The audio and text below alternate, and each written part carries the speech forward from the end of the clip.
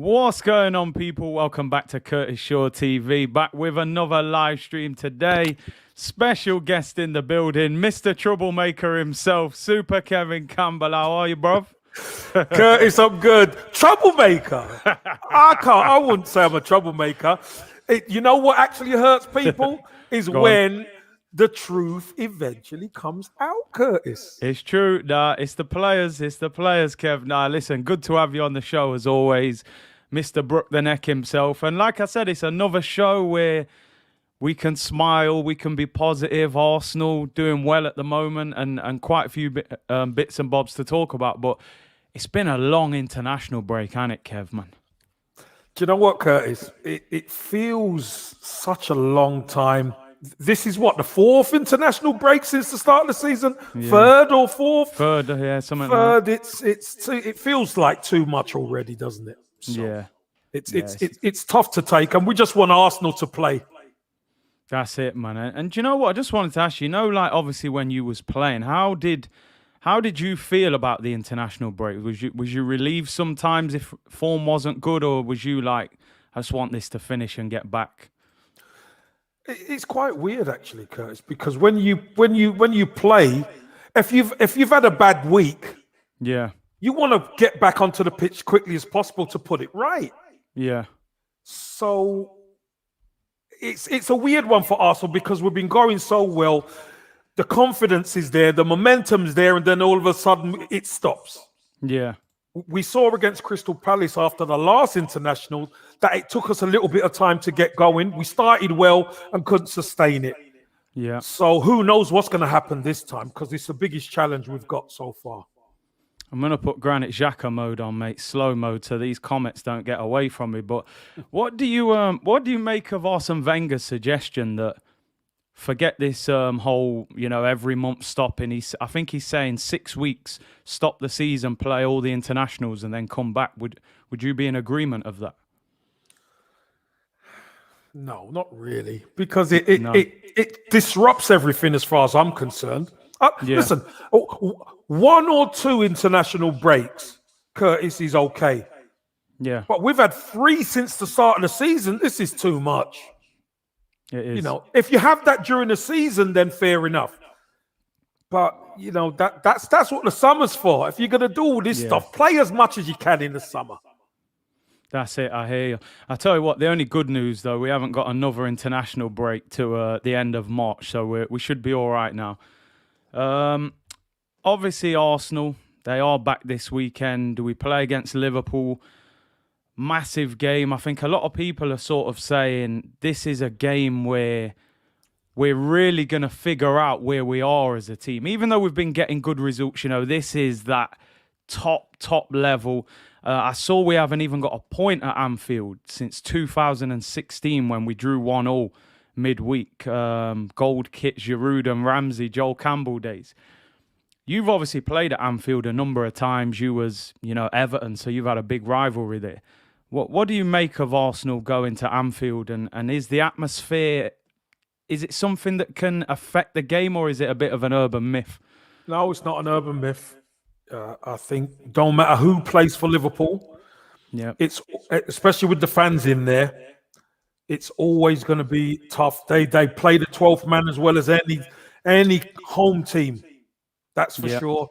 They challenge every decision that the referee makes. They make the referee has to be able to officiate strong.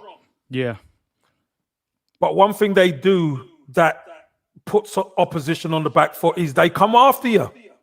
They really come after you. And this is the acid test. We've had Leicester away, and we've had this one. We've had Burnley away. This is the acid test. This really is the tough test. Do you know what, Curtis? I think it's one that we should relish. Yeah. Because these are the games we want to be involved in. So, okay, our goalkeeper and our back four looking strong. If we can do the business against Liverpool, then that should give us major confidence moving forward. Yeah. Do you know what? I've been to Anfield a few times as just a fan, of course, and it feels like at times like they're swarming you. It's like they just swarm you for that 15, 20 minutes. And then, but I always think if you can see off that first little, where the crowd's roaring and they're chasing after you, I kind of think that's when you can kind of grow into the game and affect them a little bit. Curtis, what you have to do at Anfield, you have to punch them in the mouth. Seriously, you got to thump them up, man. Because let me tell you this, you've been there. If they swarm on you and they trap you and they don't let you out, you are done. But if you can beat the press, and this is where probably Ramsdale might prove to be a key for us.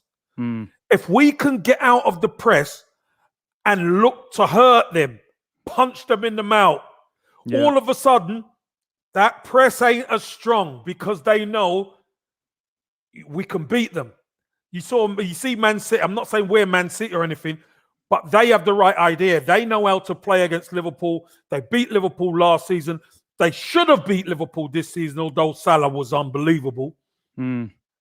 Chelsea went there and Chelsea could have beat them as well. You have to be able to hurt Liverpool when you get the chance.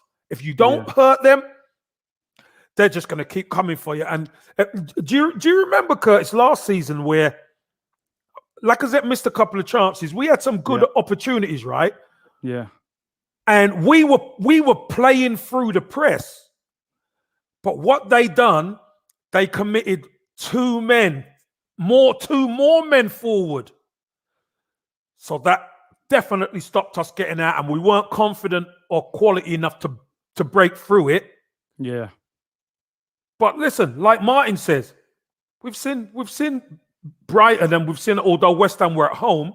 Yeah. Give them some lick back. Yeah. That's what you got to do. You got to lick them back. And if you lick them back and then all of a sudden they go, they take a step back, they respect you. Apologies. Some people saying there's a slight echo. I've changed something, so hopefully you can't hear it too much now. Yeah, I could hear the echo. Oh, could you hear it? Yeah, I can't hear it now, but before I could hear it. Before you could. All right. Hopefully it sorted itself out. Bucks down them blows on Scott. True. Punch them up, yes. Man's come with I've only just finished lunch and Kev's turning up with violence, but I hear you. We got to go there and be aggressive with him, man. But it's funny because, I look at this Arsenal team now, and I was saying this before. This is the first time in a while I've looked at the Arsenal team and I'm starting to feel like I can trust players. Usually I look at the Arsenal team, I'm like, oh man, Bellerin and El Neni and, Mustafi, them man there, you think they're going to cost you a goal. Yeah. I feel like we're a much more solid unit now. So I don't want to get carried away. I'm kind of optimistic we can go there and do something, but obviously cautious that, if Salah and them are at it, it can be a problem. But how do you see the game going? How do you think Arteta should approach it? Would you go there with the same 4-4-2 that we've been playing? Yep, 4-4-2, same way we've been playing. Why should we change? Yep. We've gone away to Leicester's and all that, and they were overloading with strikers coming on. Yeah. And we held our own. We needed a good performance from the goalkeeper, but that's what he's paid to do. Curtis, he's paid to keep the ball out of the net. Yeah. And I believe what we need to do is we need to set our stall out and defend properly. Yeah. Because many times we've been at Anfield, and you know what? They get easy goals. I remember David Luiz, Salah going for, and he brings him down, he hauls him down, and, easy goals for Liverpool. No, they're going to have to work for everything they get. Yeah. We need big performances. Gabriel, we need big performance. We need big performance from his partner, Ben White. But the key, we need Tomiyasu and Tavares or Tierney, whoever plays on that left, we need big performances from them because we know where their danger really comes from. It's Salah and Mane. Them two are the problem when they're wide and then they start coming inside. Communication's got to be right. If we could hold them, Curtis, we definitely can get a foothold in the game. And listen, you just never know. Our two Hale M boys, their confidence should be through the roof right now. Yeah. And they can hurt anybody on their day. They can. So again, let's make a game of it. Let's I mean, make a game it of was it. interesting there, Kev. You said Nuno or Kieran Tierney. Who you picking? Who would you go? Obviously, going to be up against Mo Salah, probably the most informed player, I wouldn't maybe in change it. Europe. If I'm honest, Curtis, if I'm honest, I Yeah, wouldn't change it. play Nuno. Nuno has got the physicality and he's got the speed. Yeah, Maybe defensively, he's probably not as accomplished as Tierney is. yeah, But you know what, Curtis? These guys have been racking up clean sheets. So we're talking about he's got a lot to learn, etc. But we've kept clean sheets. Play him because you know what? He'll be a threat going the other way as well. And yeah, they don't really know much about him. So Tierney, you got to take your time and come back in the team. yeah. That's Nuno's spot right now. And if he keeps playing that the way he is, Tierney, you're gonna have to get splinters. And I think that's a positive thing because, over the years, we've had times where a player's just had his position with minimal, competition. So having Tierney on the bench shows that something is going right at Arsenal at the moment. So I think Nuno deserves that chance. I think, like you said, they leave their wingers high. They push their fullbacks forward. I think sometimes that's how you can hurt Liverpool on the counter-attack. Well, that's why playing 4-4-2 works. Yeah. Curtis, because at the end of the day, what they do try and do is overload you. Fullbacks come on, and you can't get to the fullback because your wide man is trying to double up on Salah or Mane, and then the fullback is just nice, free and easy. Trent Arnold could just whip balls into your box. Robertson at the time, obviously, is injured at the moment, but and they just keep doing that, and it's a war of attrition. They just break you down. Yeah. Now they're going to have two players who they're going to have to deal with. Smith Rowe and Saka. Not only can they beat them on the dribble, they can beat them off the ball as well. That's really important. But like anything, the key is going to be that midfield, Curtis. That central midfield. Yeah. We know Liverpool play a free. Can we squeeze Saka and Smith Rowe in to outnumber them? Outnumber them in there 4-3, because they can always get out. They can always go out to the fullback. Yeah. But if they're out, they can't always come in. So it's gonna be a game of wits. It's gonna be a game of adjustments as well. But can we get something? Of course we can get something. The key is the mentality. We gotta go there and not disrespect them, but we got to show them no respect once we cross that white line. Johan says here, advantage or disadvantage meeting them right after the international break? Obviously, they lost the last game. So do you think that changes anything? Not really. I think it's the same for both teams. We were winning. They lost. You're really going to find out on the night. On Saturday night, we're going to find out. The key for us is we can't be disjointed how we were against Crystal Palace. Yeah. For 70 minutes. First 20 minutes, we were fine. Next 70 minutes, we're all over the place. We play like that against them. No matter who plays, we're getting turned over. Would you be disappointed if Arteta went there and changed? If he maybe was a bit more cautious or didn't go with two up front? Would that disappoint you if he did that? It's not even a matter of two up front, because the way that you play, you could have the extra one in midfield. You could have Lacazette. Yeah. He drops anyway. Drops in, and you could have him drop in even a little bit deeper if you like. Yeah. Just so you could really outnumber that midfield. Because you imagine if Lacazette drops in and our wide players come in, that's 5 against 3. When you do boxes and stuff. Yeah. And you do keep ball. If we could play in there and outmaneuver them in there, then we can start having a go at that back four or the two centre halves against Aubameyang. So I honestly think how Arteta wants to do it, I think that's what Man City do quite a bit. Yeah. They bring their wide players in and play like a box against you and bring obviously a front man deeper. Yeah. But just like anything, Curtis, the theory is always good. Of course. It's the practical. You've got to go out there and execute it. Yeah. Our defense has to play well for us to get anything. But if we're gonna really hurt them, we have to get ourselves going attacking wise. Now, a lot of people have been asking about team news. I've wrote some stuff down, what I've found. So they reckon that Partey is probably going to be available. Apparently, he didn't play any game for Ghana. He's been working with the physio. Aubameyang is fit. He confirmed it on his Instagram. He flew back because they can't qualify, so they didn't bother playing him. So we've got everybody apart from Granit Xhaka available. Liverpool have said apparently Mane and Henderson trained yesterday. Robertson didn't. Firmino's going to miss it. So they'll have no Firmino, possibly no Robertson. So, I mean, it's one of them, innit? It's got to turn around at some stage, hasn't it, Kev? We can't keep going Liverpool and getting slapped. Eventually, we got to go, take them points away from them. Well, that's why you have to have the mindset. Now, It doesn't matter who plays. Like I said, it doesn't matter who plays because you know what? Firmino can't play. Who's going to come in? Jota. Yeah. And he's probably more of a goal threat than Firmino at times. Yeah, you're right. So whichever way we look at it, it's going to be difficult.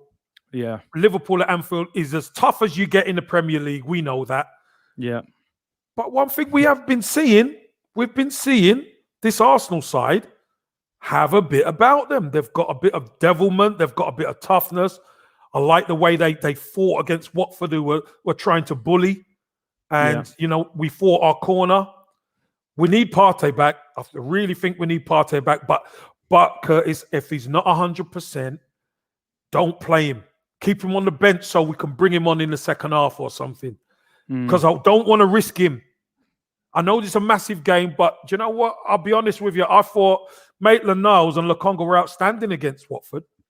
Yeah. I really did. I thought they were tough. I thought they were good on the ball, especially second half where we really needed them. So, yeah, I think Arsenal, we can get something there. But again, the mentality, don't look at the injuries. Don't look at their injuries because people start thinking, we're going to do this. No. Yeah. It's not easy. Ainsley got man of the match against Watford. If Partey is back, which they reckon he is, are you dropping Ainsley because of the partnership that Partey was building with Lokonga?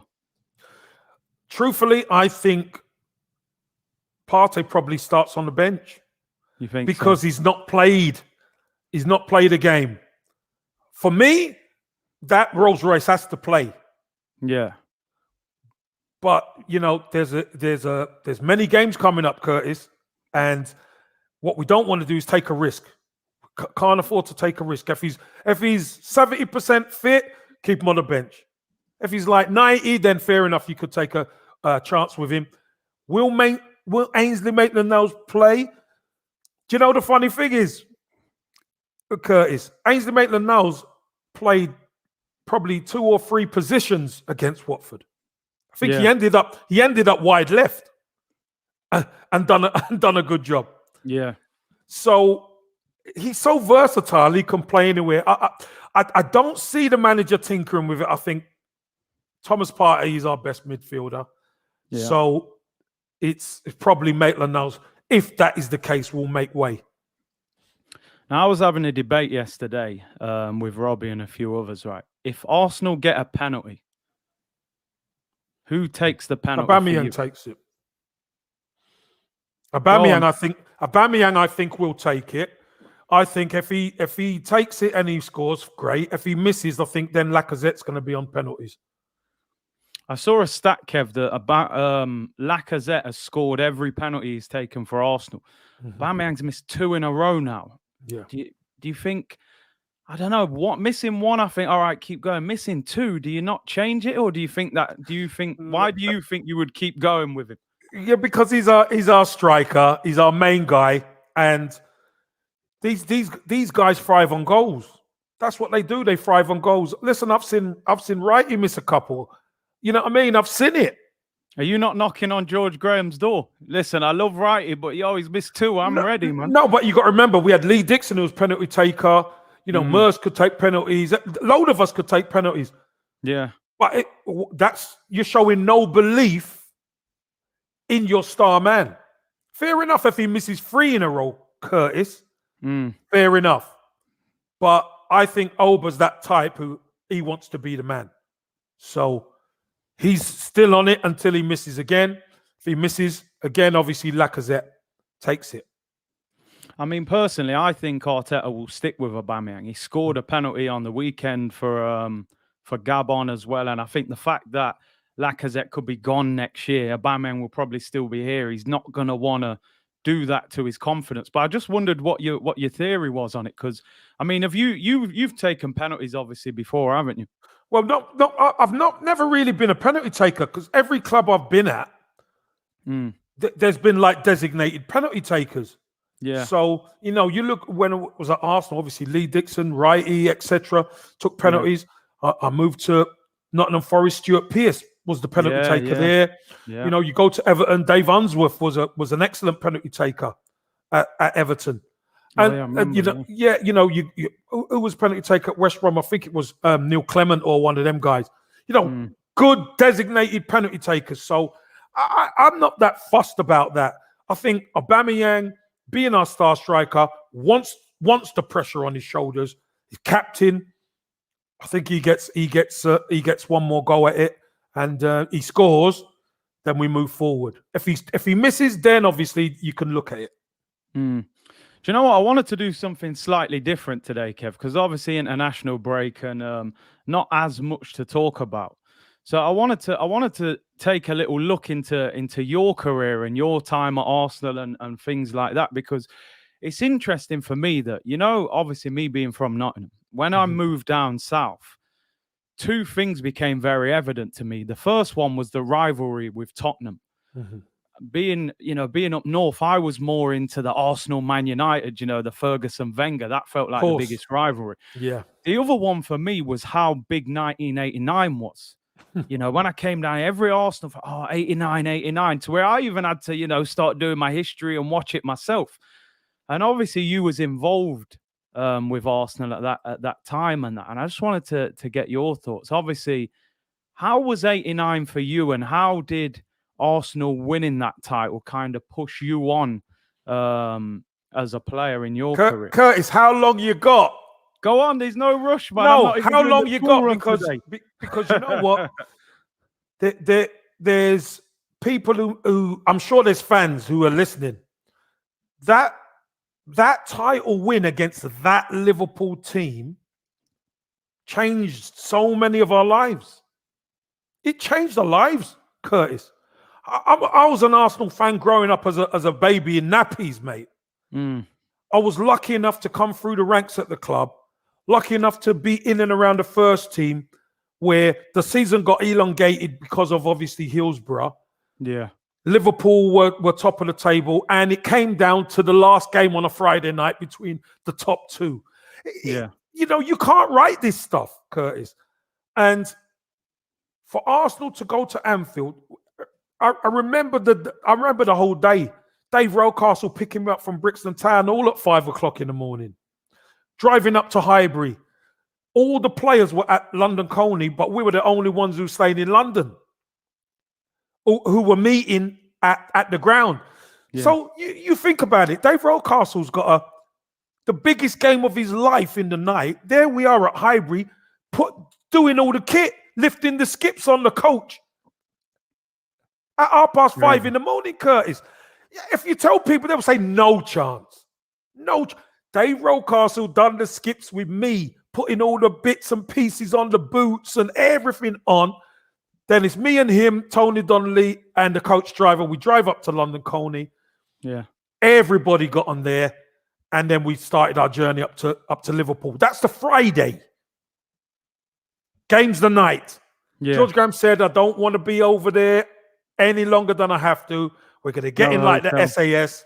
Because the hotel, them scousers, they'll be setting fire alarms off. They'll be, they'll be dousing your food or whatever. He just didn't want none of that. So that's what happens. Went to the hotel, chilled out a bit, and obviously get ready for the game. And there was a load of players, myself included, Paul Davis, Quinny, a load of us who were behind the goal. We sat with the Arsenal fans behind the goal, Curtis. Yeah.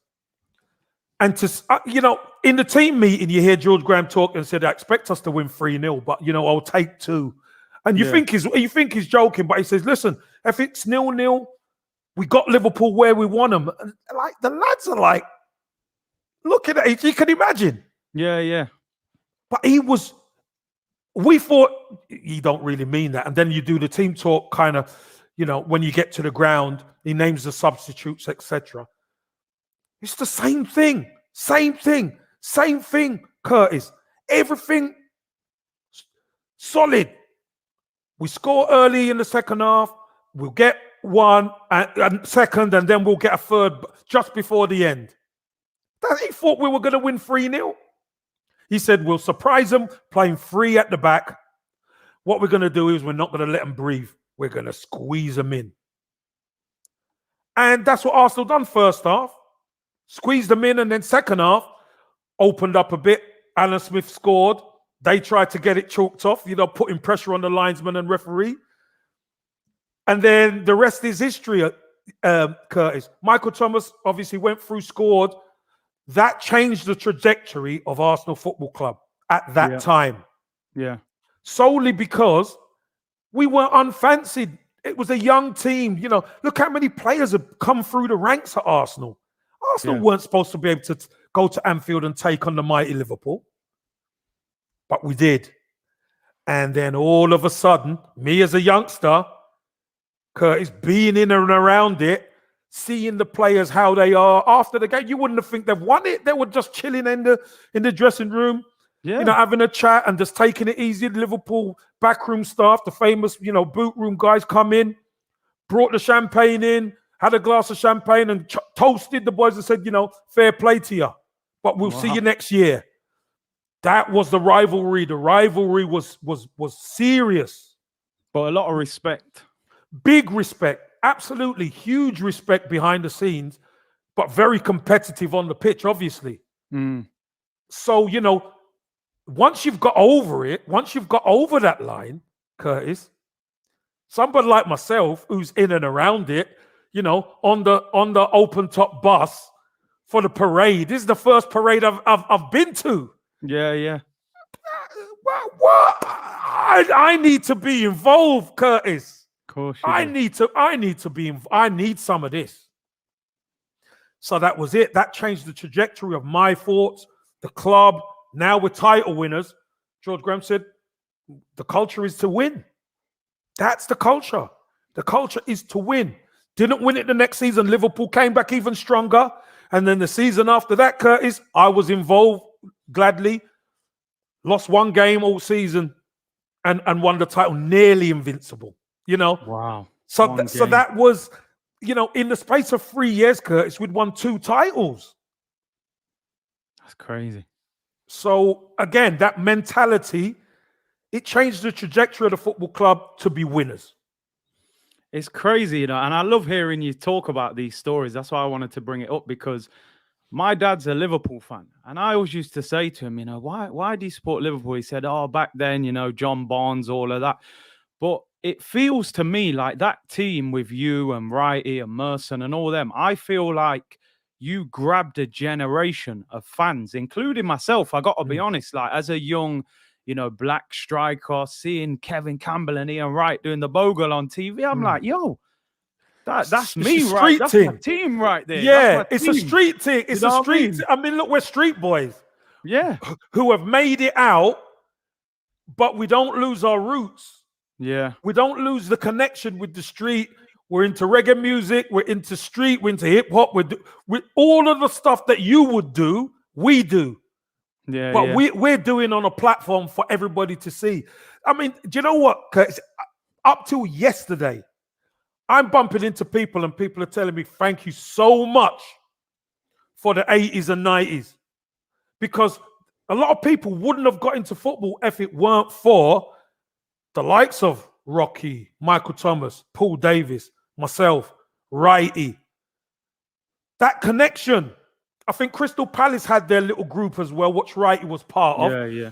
But when it was at Arsenal, when Wrighty came to Arsenal, that elevated it because it was another South London street boy who was involved. And, obviously Wrighty's always scoring goals, so we get an opportunity to do different dances or whatever.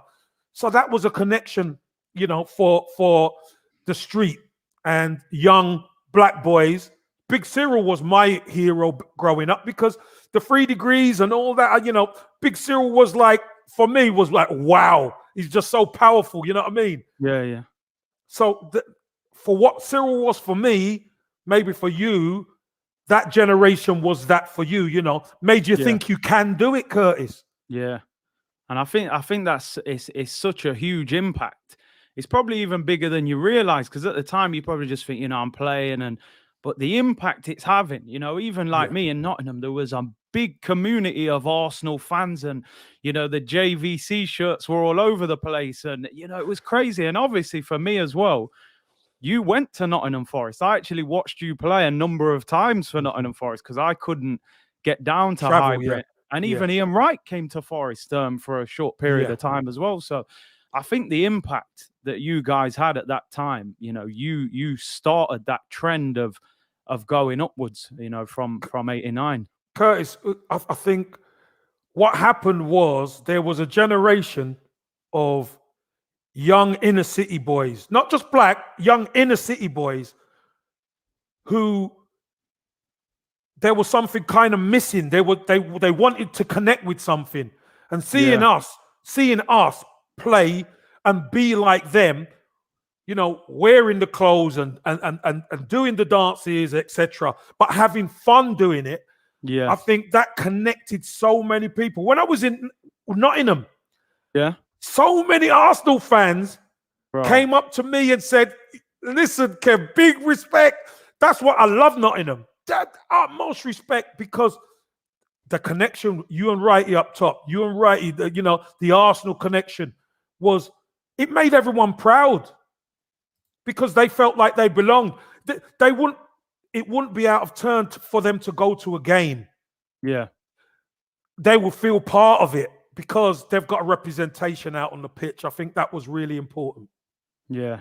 No, it's crazy, man. And I just remember, because watching you and Wrighty for Arsenal, and then seeing you both at Forest and that, it was just mad. And like I said, I think you brought a whole generation across to Arsenal. And obviously, man, them levers. I mean, what was the story behind them levers? They was almost touching the floor, weren't they? Well, that's the day of when it was cold. You had to have your lever. You had to have your lever, and obviously my one fit. Righty's one's a bit big, innit? But he had to play catch up with me. But, I mean, I think this was a European trip. We were going out to a cold place, and I said, "Righty, man, I'm bringing my lever out," and he says, "Listen, I've got a lever. I remember you telling me you've got a lever. I'm bringing my lever." So I said, "Right, well, I'm bringing mine." And that was an iconic picture. Do you know what I mean? Quite a few people. Do you know what, man? In the hood was saying to me, "Where you get them caught there from?" Because I want one of them. Obviously, now it's a bit different, but then, everybody was on their lever thing. Everybody. Even back then, you was wearing the bow tie, innit? Your Thursday business with the bow tie. No, not quite bow ties. Not quite bow ties then. But, just the Arsenal tie was doing it then. But do you know what? How was George Graham with that? Because, he's, this seems quite strict Scottish manager. And then you got you two South London boys, leather jackets, right? You got gold teeth. How was George Graham with the two of you? I'll be honest with you, Curtis.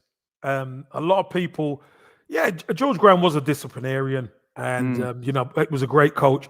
But I tell you, George absolutely loved it. He loved the fact that we weren't the norm. He loved the fact that we connected with fans. He loved the fact that we connected with each other, obviously, in the team, and the team had a great connection. But we were all together. That's what he loved most of all. We were all together. We'd have fun. And if you're having fun, Curtis, football's not hard. No. Football isn't hard when you're having fun. And we really enjoyed those times. Obviously, we turned from a league title-winning team probably into a cup team in the end, because we were running out of maybe a little bit of steam playing that high-pressing game. Yeah. But in the end, we, winning 2 cups in a season, playing Sheffield Wednesday as well. That was another one. Win League Cup and FA Cup in the same season. 2 Wembley trips, or 3 Wembley trips, because FA Cup went to a replay. Yeah. A lot of people are so proud of that. So amazing times, Curtis. Absolutely amazing times.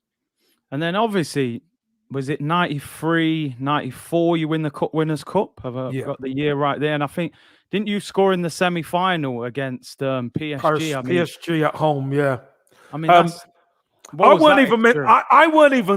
was down to be on the bench that day. Curtis, this is the crazy thing. I was down to be on the bench that day. And George Graham said, look, I'm going to take a risk on Righty playing because he's on one yellow card, wasn't he? Okay. And he said, I'm going to take a risk on Righty and I'm going to play Merce. And then he said, Kev, be ready because second half you're probably going to come on. Because there's a specific job he wanted the wide men to do against their fullbacks. Yeah. And day of the game, Merce was ill. So he said, right, Kev, you're going to come in. You're going to have to do that job on the right-hand side. I wanted you to do it maybe for Righty on the left, but you're going to play on the right. I said, no problem. I knew what the job was. Yeah. And, somebody must have been smiling down at us because I obviously got the goal. I think it was early, 6 minutes, 7th minute or 8th minute, something like that. There were people just making their way to their seats and we scored, Curtis. Already. And they were a really good side, PSG. And we had everything to hold on to. They had nothing to lose. Yeah. So, things got a little bit hairy at times, but we got over the line. And that's what it is in semi-finals. It's about just getting over the line and getting to the final and then seeing who you play and if you could win it. And we all know what happened in the final with Alan Smith's incredible goal. I mean, what a start to your career. You've won a couple, titles, and then you win that European trophy. You must have just been, riding high. Did you move out of Brixton? Did you go and get the big house somewhere in North London, or? Well, I moved out of Brixton at 19. Okay. Because obviously, at that time, I was so far away from the training ground. Yeah. And, you're driving now. So it was the time where there was the tube strikes at the time. So, Curtis, I was leaving my house in Brixton at 5 a.m. to get to training for 10. 5 hours, bro. Because of the traffic, I have to go through the city, I have to go through West End, you know what I mean? Then get on the motorway out that way. And then, Curtis, coming back was even worse. So I said to myself, oh, come on now. I can't be doing all this. So, found a place out in it was Anfield. Found a place in Anfield and moved out there. A lot easier. I could relax after training. Do you know what I mean? I could do extra and not have to worry about getting back to Brixton. Although I was back in Brixton quite a bit, obviously seeing Mama Campbell and everyone. But it was a long journey if I was living there. So obviously towards the end, just to round up, obviously, how did it come about you leaving Arsenal? Because you're an Arsenal fan, you're having a great time, you've won trophies. I'm sure that's not an easy decision for you to leave your boyhood club. Yeah, it's not easy, but I think there was a changing of the guard kind of thing. George Graham had been sacked. Yeah. Stuart Houston had taken over, and we knew there was a new manager coming in the summer. And it just coincided that my contract was up. So George Graham, obviously, we were discussing a new contract. Yeah. George Graham gets the sacked, so he's gone all of a sudden. So, all the negotiation for a new contract, they're on hold. Done. Well, they're finished. You're gonna have to speak to somebody else. Stuart Houston weren't in the position to do that. Give you the deal. Yeah. Which I totally understood. And I wanted to wait because I wanted to see who the new manager was. So, we hadn't been doing too great in the league. I had an injury. I had a back injury at the time, a bulging disc. And it just seemed to be time after time, let's see who comes in. Obviously, Bruce Rioch came in.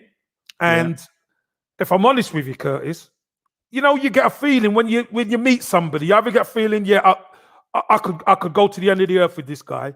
I did not get that feeling at all In Withdrew. fact, it was like, I don't like this man. Yeah, yeah. You know, the It's way he the spoke. energy, innit? You had the energy and the way he spoke to me. He was telling me what I was gonna do. Yeah, I yeah. was like, what? I got up and I just shook. I said, thank you very much, but yeah, Gone. I won't be signing. And I remember leaving and ringing Righty, and I said, Righty, all the best with this manager. I said, Righty, I've got to leave. I said, Wow. you know I love Arsenal. I said, but I can't deal with this manager. Cam's, leave him to me, right? He said, leave him to me, Cam's. I said, Righty, all the best with him. And I remember a few weeks later, man, Righty rang me up and said, Cam's, my God, this guy is hard work. This guy's hard work. And I'm not surprised. I don't wish bad on anybody, Curtis, but I'm not surprised he only lasted 10 months. Yeah. At the football club, you know. So, and then Arsene Wenger comes in and you think to yourself, if Wenger would have come in, you could have what been... What if? Yeah. You know what I mean? But you can't live your life like that. Listen, I was happy to leave. I went to Nottingham Forest and I cherished my time at Nottingham Forest. But, you know, obviously, my first goal for Forest was against Arsenal at Highbury, funnily enough. Wow. You know, 1-1 we drew. And it was always great to come back because I'd never really played against Arsenal, yeah. So it was quite weird playing against the boys. But, you know, obviously Arsenal was always been in my heart every time. And it was just the opportunity. Arsenal were changing. Bergkamp came in and Wrighty was there, etc. And, you know, obviously when Arsene Wenger come in, there was a serious turnover of players and the quality of some of them boys he brought in was like, whoa, ridiculous. And, you know, I was proud. Always been proud to be a Gooner. Always. Yeah, man. And listen, do you know the reason I wanted to do this today? Because obviously we have a lot of people who watch the show when you're on and people know who you are, but some people don't know the history, especially the younger audience. Yeah. So I think it's important for people to realize, you know, the impact that you and Wrighty and Merson and Adams had in that team. So Simon Mills said, did you celebrate the goal at Highbury? No, I didn't celebrate it. The goal Not even at a little Highbury. Fist pump, a little. No. You know, I scored. Yeah. It was clock end.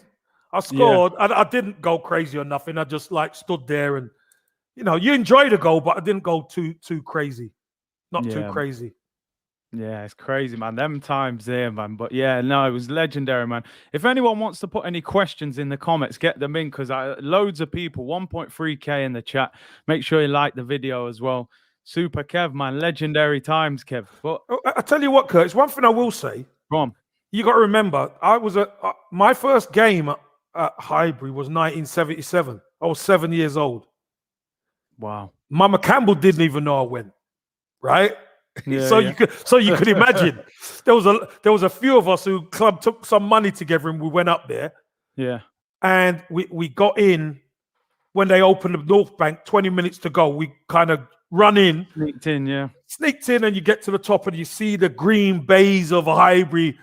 It was incredible. It really was incredible. And to then be scouted by Arsenal, Pat Rice is training you with Vic Akers and those guys. You know, this Arsenal means so much to me, Curtis. I don't think people understand it. Yeah, we have banter and, you know, we say this and people call me Arteta's lawyer. I love all that. I do. I absolutely love all that. I love a bit of fun. Yeah. But Curtis, this football club means so much to me because it's been the constant in my life. Arsenal has been the constant in my life, man. Good times and bad times. You know, I was there. I used to go at times where there was the slow hand claps. A lot of people won't even know about that. Yeah. 24,000 at Highbury booing the team and slow hand claps because we were so bad. Wow. So, you know, to then come through and you see Michael Thomas. I went to the same school as Michael Thomas. Michael Thomas is 3 years older than me. You see him leave and then you see him start to get close. Then I join. And then, you know, we everybody's coming through together. Paul Davis is already there. Rocky, Gus Caesar, Michael Thomas, Tony Adams, Paul Merson, Martin Hayes, Niall Quinn. I'm reeling them off. There's myself, David Hillier, Ian Selly, Mark Flatt, Ray Parler. Look at the conveyor belt of players that are coming through. Stephen Morrow. I'm sorry, I didn't even mention Stephen Morrow. So there's all of these guys that are coming through, Curtis, who are homegrown. Yeah. It's powerful. People talk about the class of 92. Arsenal have had the class of many generations coming through. Yeah. But because it's not Premier League, Arsenal don't get the plaudits that they deserve. No, I hear you on that. I think, a lot of people say that, don't they, about the Premier League, and, because 89 was the old first division, it doesn't get the plaudits it deserves. But no, listen, I love that passion, man. It's deep but emotional, Kev. A few people have put questions in. Tyler said, question for Kev, would you go into management? I was considering going on the coaching, because when I was at Everton, I was doing my coaching badges with Big Dunk, Davy Weir, and Stubbsy. So it was the four of us doing our coaching badges. Then I left to go to West Bromwich Albion for the Great Escape. So I couldn't do you just can't port it there. So I had to put that right on the back burner. Anyway, we stayed up, etc. And Brian Robson wanted me to be on his backroom staff as player coach. Okay. And the chairman pulled the contract. So in my head, I'm thinking, this ain't meant to be for me, Curtis. This coaching stuff, because obviously I'm doing my badges and then I leave and come to West Brom. Yeah. Now at West Brom, that contract's there. Next minute it gets pulled. It's not meant to be. So I just went down the punditry route, and now the podcast route, which I think actually is as good, if I'm honest with you, because connecting with fans, for me, is really important. And I think you deserve a lot of credit for it, Kev, because I'm not being funny. There aren't many ex-Arsenal players that do that. So I think, we shouldn't take for granted the amount of time you put into shows like this and, and talking to the fans. So Quinton said, I've heard a lot about David Rocastle. Can Kev tell us how good he was? Quinton, listen, I'll just tell you one story. Go on. That's all I need to do is tell you one story. This will tell you how good he is. Curtis, when you play a game and it's all in, everyone's all in, so you get as many touches as you like. So you start off maybe 2 touch, and then you go 1 touch, and then you go all in. George Graham used to restrict Dave Rocastle to 2 touch only in the all in, because if he let him go all in, you couldn't get the ball off him. That good. Not only was he good, Curtis, he was tough. He could tackle, he could run, and his skill, we didn't call him the South London Brazilian for nothing. Listen, I see him do, man, some dirty way in training. I always used to say to Rocky, don't do me so bad, Don't do me so bad. Don't make me and you fall out. And he just used to laugh. But he was absolutely brilliant. He needed a ball on his own, Curtis. He was that good, mate. He really was that good. Wow, huge praise there, man. Simon Mill said, Kev, who in the current crop of modern players has a similar style to the way you played? I suppose maybe Lukaku, I suppose. Yeah. I'd say your touch was a bit tight. You know what I mean? Sometimes he has them heavy. Yeah, but I'm just saying, because of the physicality that he plays with, and we're different players because he's a lefty as well. Yeah. But just that physicality at the top end of the pitch, not giving defenders an easy ride, that type of thing, was someone who kind of played the way I did. Antonio as well, baby, but he's not as big. Yeah. And you got to remember, if any of you watch some of Wrighty's goals, some of them are a punt from Dave Seaman, and I don't even need to get the flick on. I just need to be physical with the centre half so the ball bounces. Once the ball bounces, Wrighty's on it. Yeah. And Wrighty, there was one specific one, I think it was against Nottingham Forest, where he goes through, flicks it one way, then flicks it the other, and then loops it over the goalkeeper. Yeah, I remember that. That was one where all I need to do is be physical with the centre half physical, so we don't win it. The ball Yeah. goes over our head. Right, he's on it. 1, 2, 3, lob. Brilliant. Do you know what? I have to big up Antonio as well, by the way, because I was watching Jamaica last night, and boy, what a goal he scored against America. Bad boy goal. But what was, just quick one from me, what was the partnership like with Wrighty, like on and off the pitch? Because you two, you know, some people, it just looks like you click straight away, and it just looked like that with you two. Yeah, well, we knew each other for a while. And don't forget, whenever we used to play Crystal Palace, obviously there was their group and there was our group at Arsenal. And after the game, after we used to give them the work, we used to give them the business plenty of times. Wright is frustrated. And Rocky used to say to him, Righty, you're wasting your time, man. You need to come over here, and we're just laughing. Righty, anytime you're ready, because we're in the blazer and flannels and that, you know what I mean? We're in the blazer with the right, you need to come over here. And this is Righty's own words. He used to see us dressed in the blazer and flannels and that, and he used to think, my God, man. You know, he was envious. Yeah, of course. And obviously to play with his brother from another mother, Dave Rocastle, you know, that's how we all kind of connected, and we used to go out and do things, and we used to see each other out at times. The spot, Covent Garden, was most of the time our spot, our place to be. And then obviously when he joins the club, I didn't room with Wrighty at the time. It was me and David Ilya, but Wrighty roomed with Rocky. Yeah. Obviously. And then obviously Rocky was gone. Rocky was sold. And, you know, I remember George Graham. I've got to tell you this. George Graham had to have a team meeting about the way we felt after Rocky was sold, because we weren't happy. The squad weren't happy because Rocky was an integral part of what we done, even though at times we knew he had a knee problem. And, you know, he was just Mr. Arsenal, man. Rocky was the glue for everybody. Rocky got on with everybody so well. And, you know, I was devastated. We missed him so much, Curtis.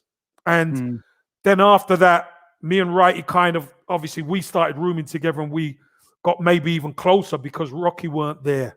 But we were always cool on the pitch, in and around the place anyway.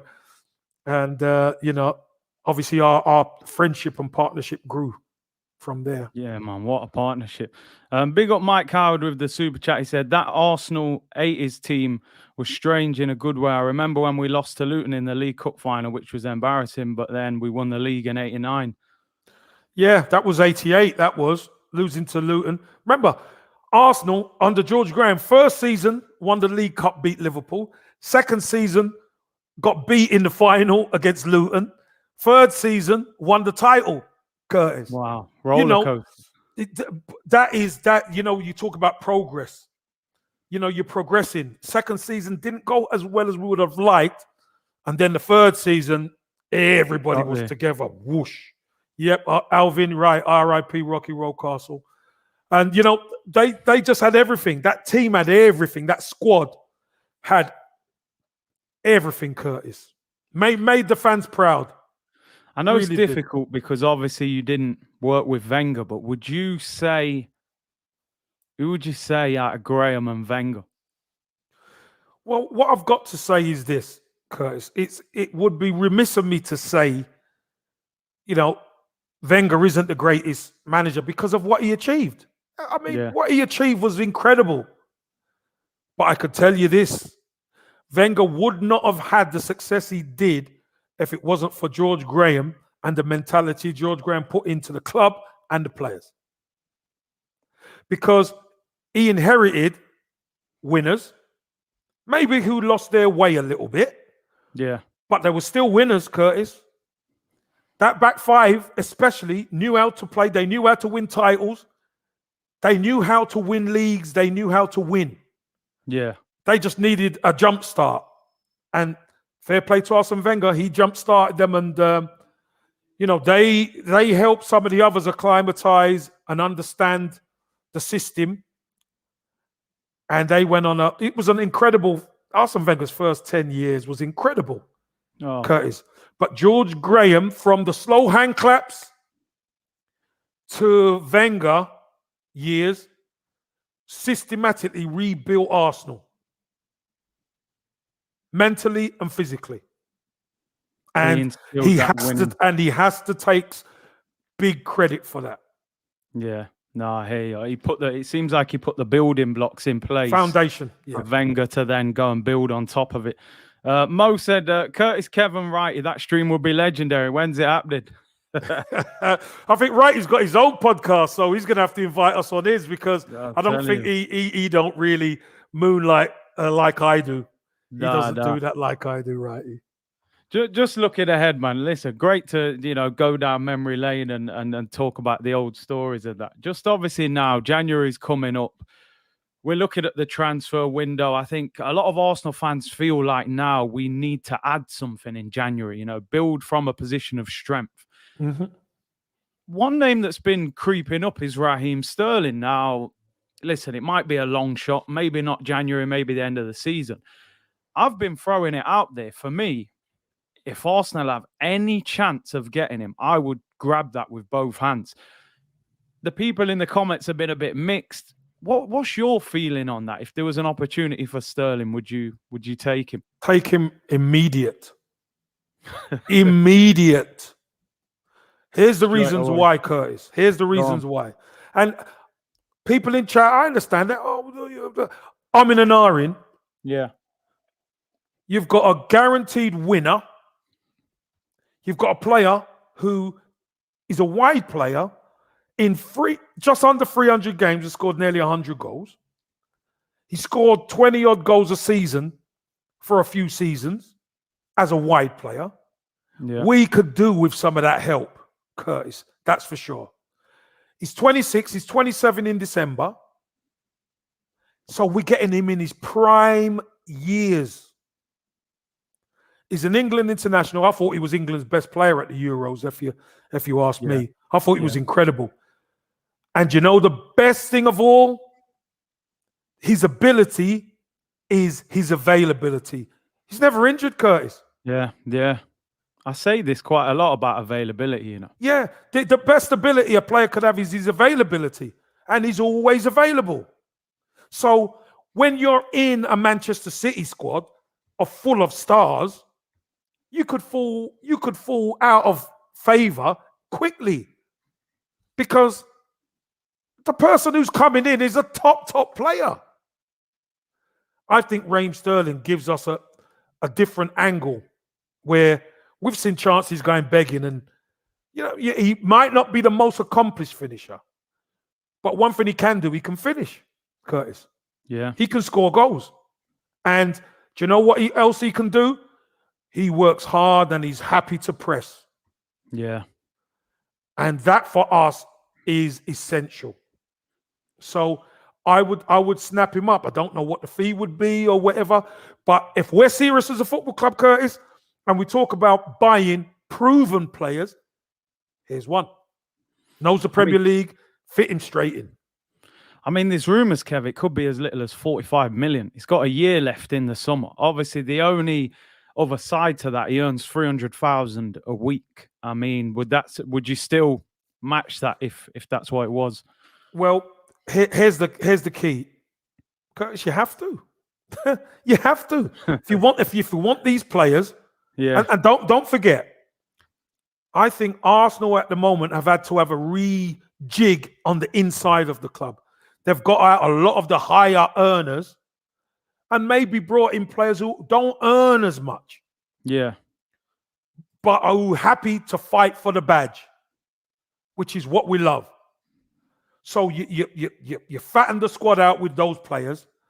And then when you get the opportunity to bring real quality in, you've got to take it, Curtis. Sterling's one of them. I think we'll probably need 2 or 3 more. But Sterling is definitely one of them. He will be in. It will be immediate. And the manager has worked with him. The manager, he respects the manager. He likes the manager. He will fit in perfectly at Arsenal.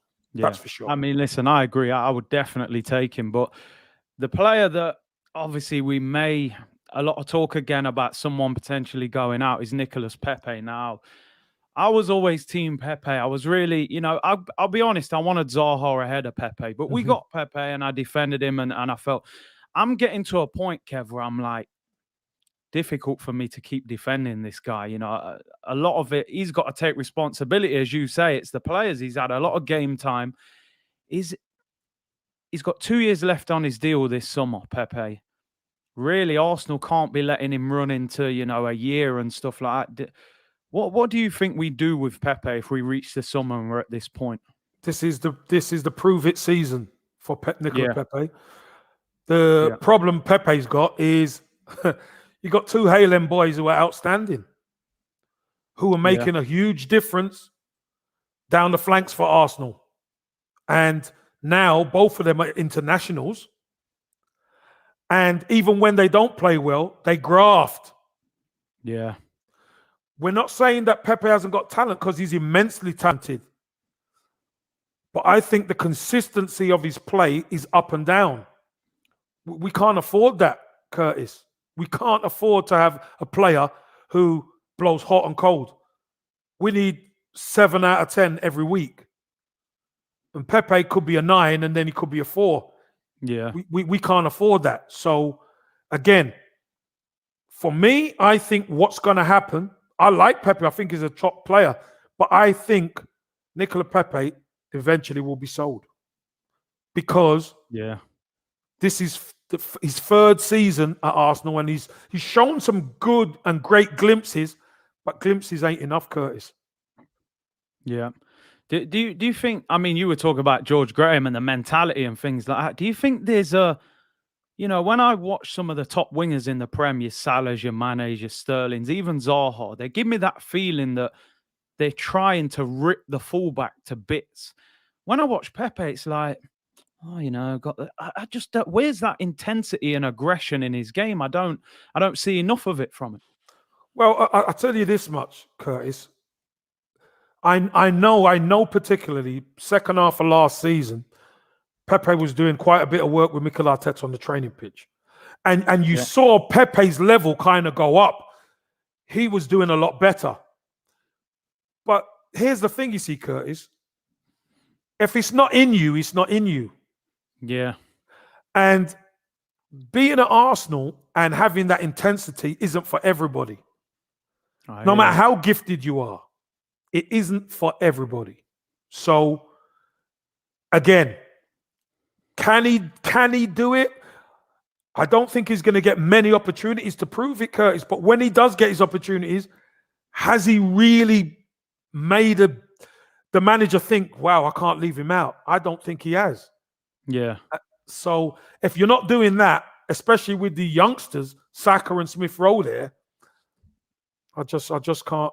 Me personally, I just don't see how, unless he has a great Christmas time and New Year, etc. I just don't see how he's going to be kept at the club. Yeah, it's a shame, innit? Because do you know what? I saw an article about him when we signed him, and it said that Arsenal bought him that season because they felt if he had another big season, he would be unobtainable, your Madrids. Yeah.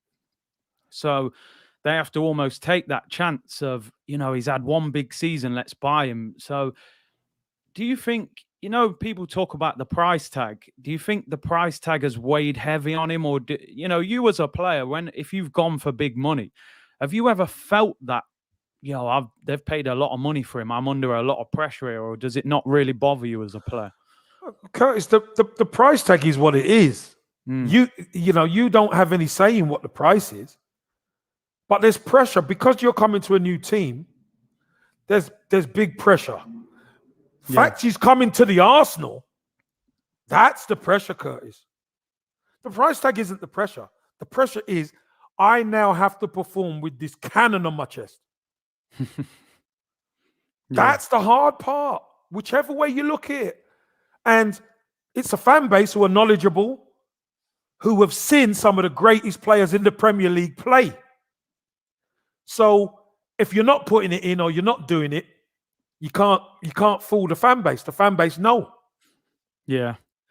And that's the tough school that is Arsenal.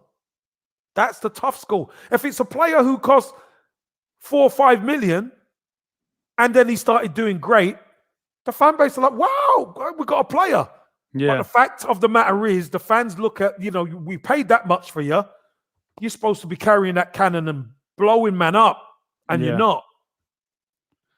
Just in defense of Pepe, just if I was trying to add some balance to the argument, last season he scored 16 goals in all comps. I know 6 of them were in the Europa League, but he scored 10 in the Premier League.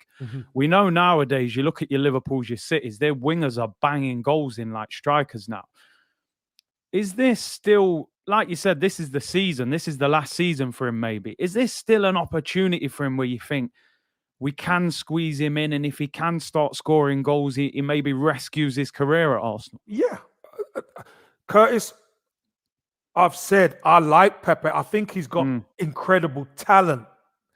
The key is he has to be able to play with intensity more than once every 4 games, 5 games. He should be, with somebody with his talent, should be saying the fullback's getting it. Yeah. He is getting it.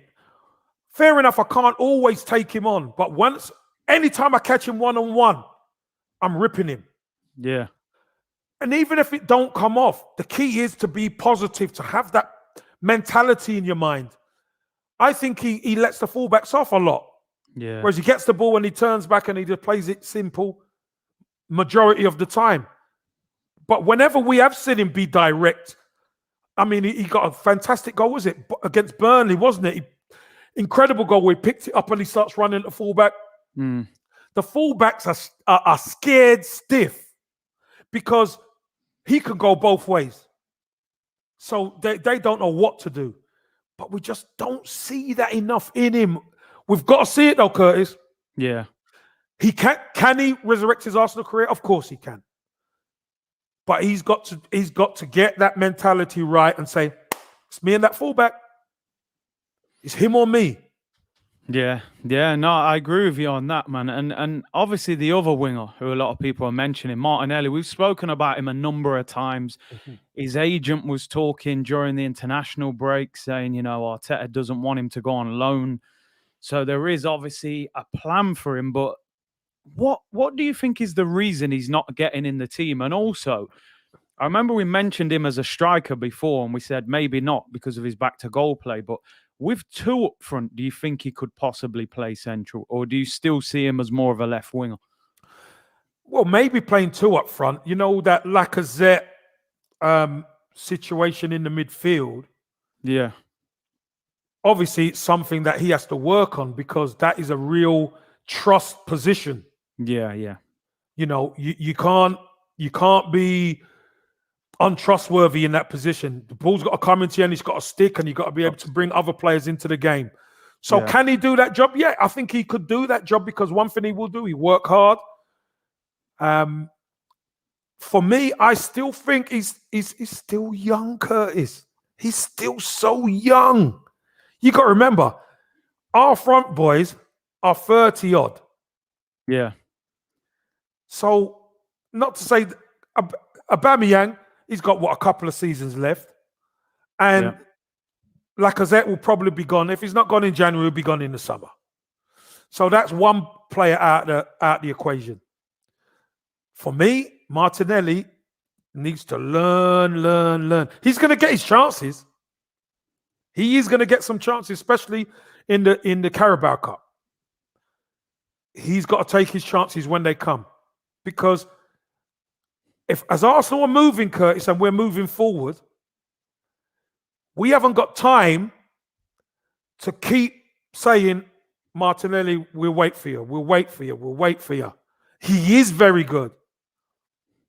But again, he needs to keep that progress going with the team. So then the manager says, right, you know what? You're in. Because as the things stand now, the team picks itself for once.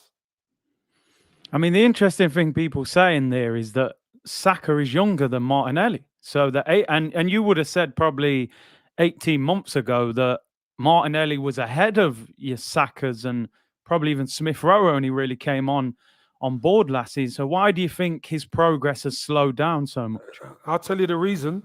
Saka's taken his chance. Smith Rowe's taken his chance. Unfortunately, don't forget Martinelli got injured, Mm, and then he came back and he got another little injury. yeah. And end of last season, he started to get some game time. But he went to obviously went to the Olympics and stuff.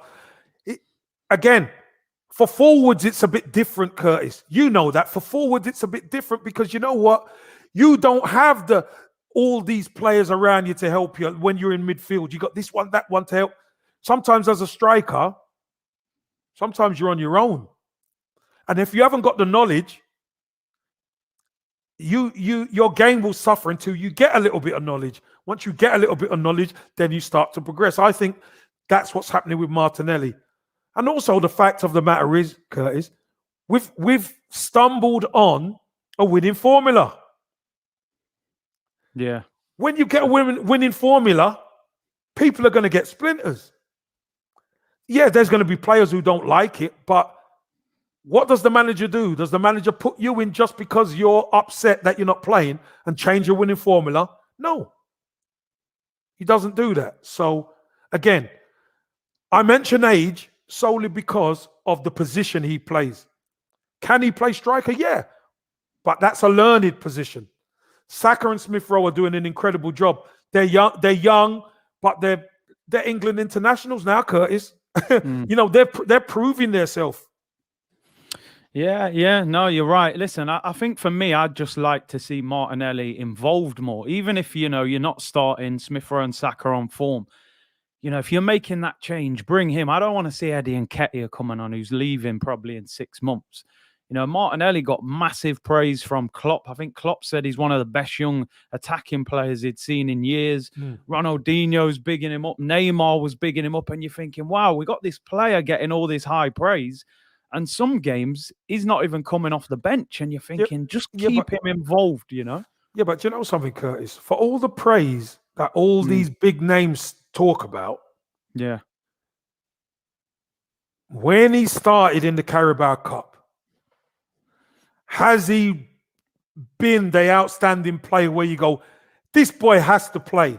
I don't think he has. I think he's had decent games, but I don't think he's been that player that we've seen against Chelsea when he got that ball and he went all the way. I mean, that's incredible. That's an incredible goal. And this is the problem where your team start to pick up, Curtis, because your chances start to get more limited. Yeah. The better the team does. The better the team, your chances get limited. So when you do get the opportunity, you have to perform. You have to play out of your skin. And I just don't think he's been playing out of his skin, although I do believe he has the talent to. So that's why I think we could be a little bit more patient with him. His chance will come. I can guarantee that. Whether that works for him or not, or his representation, I'm not too sure. We've got a great talent, but we've seen it happen, Curtis, where the talent's in the building and it doesn't flourish as much, and then it leaves and goes elsewhere. Serge Gnabry was one, wasn't it? Yeah, big time. Just obviously, we'll start rounding up. We've been on over an hour. Big up to everyone tuned in. 1,600 people in here. Make sure you brook that like, as Kevin would say. Brook it up. Brook it with them legendary stories today. We'll finish off with Mikel Arteta. You know, you defended him through some tough times. You know what I mean? The lawyer. I'm the lawyer, remember? I'm the lawyer. All you in the chat who call me the lawyer. What are you saying now? Yeah. I win the case. I won the case. I won the first part of the case. Yeah. I thought Arteta was done, man. I was about to slam the table. He's guilty, me as charged. But listen, even me, who've been a big critic of him, he's starting to turn things around slowly now. You know, we're on this unbeaten run of form. Obviously, we've got some big games. Liverpool, Man United, 2 of the next 3 games. What do you want to see happening with Arsenal moving forward? And like you said before, what is your aim for the season? Do you think we need to strengthen in January? And what would you like, you know, where do we need to finish at the end of this season? I think what we need to do is take on the big teams. Yeah, not just agreed. go and be defensive. We've got to take them on because we've got a back five now. We've really Yeah. got to show ourselves, show our teeth. We've got to go to Anfield and be the Arsenal. Challenge them, take them on. If we can expose them, expose them. If you could come away with anything, okay, we'll take that. We've got a challenge. We've got to beat Man United. Let's be honest. Yeah, we do. We We need got to. to beat Man United. We're beating them their place with a worse team last season. Yeah. We got to beat Man United. They've got a great squad, but they're not playing great. We've got West Ham coming up as well. Tough one. That's another tough one. It's at the Emirates, but again, that's another game. We've got to win. We know West Ham are going great, and they beat Liverpool, and they're strengthening, and they're good side. But these are the prove-it games for us. We've got to knock these guys off. And then, what is it? The 10th game is Manchester City at the Emirates. Then that's going to be our toughest one because we always play poorly against Manchester City at the Emirates for some reason. In the cup, we can take them out, but in the league, not in there. There's nothing there. So again, our identity and our mental toughness. This is what I want to see now. Get the boys in after the international. Yeah. Get them focused. And you know what? Live against Liverpool at Anfield. What an opportunity for us. What an opportunity for us to show ourselves. I mean, you've scored, at Anfield before. You know that feeling, man. I mean, it's an opportunity for somebody to make themselves a bit of a hero this weekend. 100%. And you know what? The back five could make themselves heroes. Because you know what, Curtis? I want to see us handle Liverpool's front boys. It's about time. They've run riot over us. Yeah, a lot of the time. Now it's time we got to say, all right, that's not happening anymore, and make them think twice. Like I said, Curtis, we got to thump them up, punch them in the mouth. Yeah, I'm telling you, we got to come out flying, man. Like you said, I think the key is, look, we've got to come out of there with our heads held high. We can't just get rolled over. I saw a stat, we've only beaten one team in the top 10 so far this season, who is Spurs. Leicester are out the top 10 at the moment. So we've obviously, like you said, we've got to prove that we can go toe-to-toe with these big teams and actually get points off them as well. Definitely. But again, we're emerging. Yeah. They are up there. The only way you get up there is by taking them down. You don't get up there by losing to them. You get up there by taking them down or going to their place and getting something. Then all of a sudden they start thinking, you know what, these ain't a bad side. They play you different. Yeah. So we know what they're going to do with us. Can we beat their press and hurt them? If we can, we're in business. Give me a score prediction. I said previously, I think it's going to be a draw. I think it's going to be one each. And I would take a nice 1-0 to the Arsenal now, obviously, Curtis. Of course. But I think it's very difficult to stop them scoring at home. So I'm going for one each. Yeah, no, listen, I think most Arsenal fans will be more than happy with a draw. Bear in mind we play Newcastle the week after as well. We're in the quarterfinal of the Carabao Cup against Sunderland. So that would leave us in fairly good stead. I hope we can go there and like you said, punch them in the mouth and run out of Anfield. Get out of there. SAS style, bruv. SAS style. Get in there, deal with it, and come out. Thump them up and run out. George Brock Graham, them up, no hotel. Straight up. Listen, Kev, really appreciate you coming on, bro. Been a great stream, and I think talking about the old stories as well, really brings that connection because, some of the stories, and like I say, I'm always thankful that you come on and give your time, Kevin. The support's appreciated. Curtis, can I just tell you one last part of that Anfield one? Go on. So we get back to London and we go to the Winners' Club in Southgate and everything. And don't forget, Me and Rocky, all the boys have got their cars and all that at London Colney, but obviously they're not driving. Yeah. But the coach is there, and we're obviously going to go back down South London. So Yeah. we get on the coach to go back to Highbury around about 5:05. We get to Highbury. Dave Rocastle has just won the title at Anfield. Yeah. There's me and Rocky taking the skips off the bus. Yeah.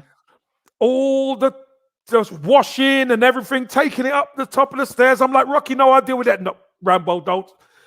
So we do it. There was a guy asleep on the steps at Highbury, right? So Rocky said, Rambo, wake him up. Wake him up. Tell him I'm coming. So I woke the guy up, and Rocky comes out with 3 beers. He gives the guy a beer, gives me a beer. He sits down, and we're asking the guy stories about how was his night and everything. Which player would do that? Yeah. But that was Rocky. He was just so connected to the fan base. He taught me so much, Curtis. That man taught me so much. He is. When people sing his name, it gets me emotional. I'll be honest with you, because Rocky Rocastle is Arsenal, mate. I'm telling you, he really, really is. And I mean, even so, there was no mobile phones then. Do you know what I mean? Even showed the guy could see his medal and all that kind of thing. It's incredible, mate. Incredible.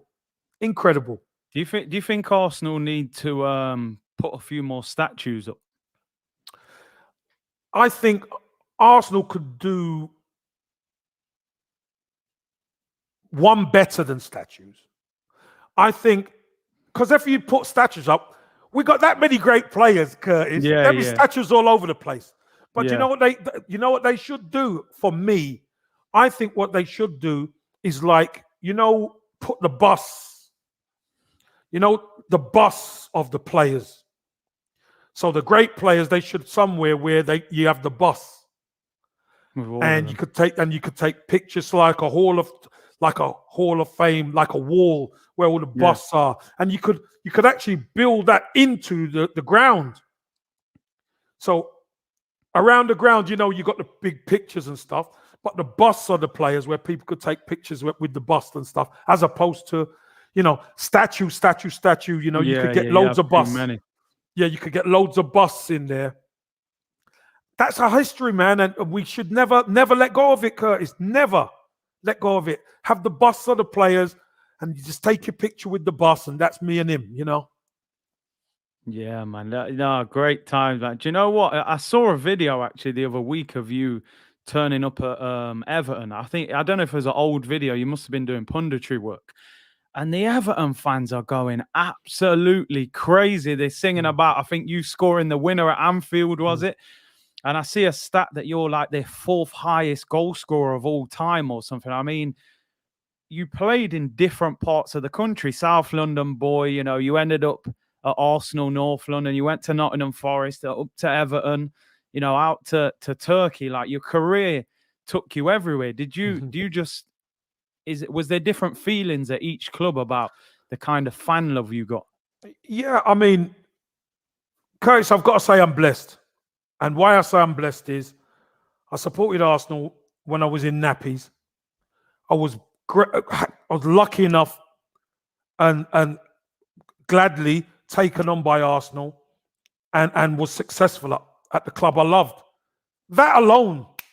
You've won there, aren't you? I've won alone. That alone, no one could ever take away from me.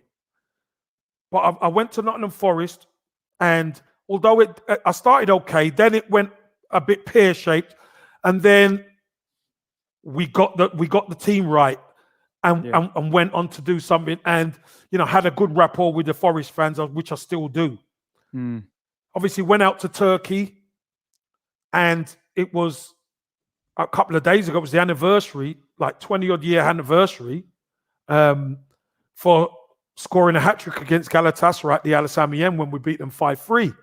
Wow. And that alone, that alone for Trabzon is it. That's beating Gala, that alone, is it. But I also scored the winner against Fenerbahce at home. So for them, I went back to interview Daniel Sturridge. And he was there, wasn't he? He was there, and Shafiq, the masseur, and some of the people are still there, and we get on great. And the people who I was with, camera people, said like, we're going to go into town and do some filming. So I said, okay, no problem. So when we got into town, they didn't even realize, because they said, well, you were only here like 8 months. Yeah. Curtis, we couldn't even do the filming. They're thinking no one's going to recognize you. No one's going to recognize you. People coming out the shops, the offices, everything. It was just like roadblock. It was roadblock. The police, the police turn up, and the police are trying to have order. Yeah. But I'm just so blessed. And then obviously go from there to Everton. What happened at Everton? The connection with the fans was automatic, Curtis. It was automatic. I just connected with the fans. They connected with me. And we still have that connection to this day. Obviously, left there, West Bromwich Albion, the great escape. Yeah. For many reasons. The connection's there. And I finished up at Cardiff one season. I had a good connection with the Cardiff. So, in my career, Curtis, it's not the same as Arsenal. Of course, it's never going to be the same as Arsenal. Yeah. But the connections I've got with other fan bases means I'm blessed. It's a blessing that I couldn't wish for no more, Curtis. I couldn't wish for any more, than being respected by fans of clubs who you've played for.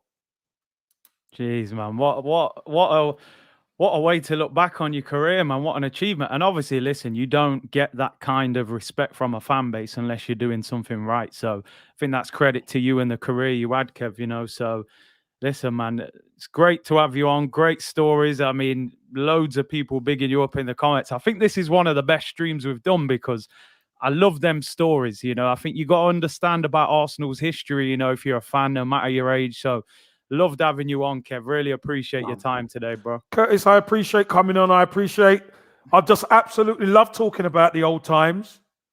And I love talking about the old times because you know what, Curtis? All those players were so special to Arsenal because everybody felt the club. Everyone felt the club, and doing it and achieving stuff with those guys was immense, honestly. And you know what? Being a goon is the best, man. Being a goon is the best. Trust me. They need to get you back in there, Kev, man. Ambassador or something. Well, listen, I don't know if they could take me because you know me, I tell it straight.